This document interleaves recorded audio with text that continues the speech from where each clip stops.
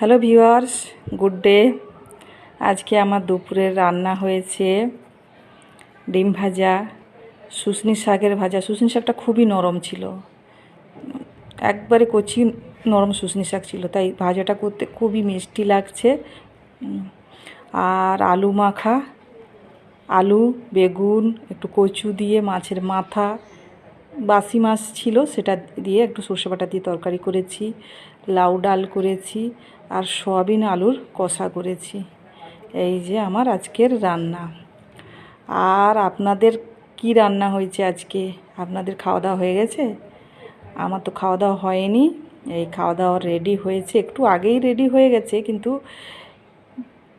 আমাদের দেরি হলো খেতে আর কি, একটু অন্য কারণে আমাদের একটু দেরি হলো খেতে।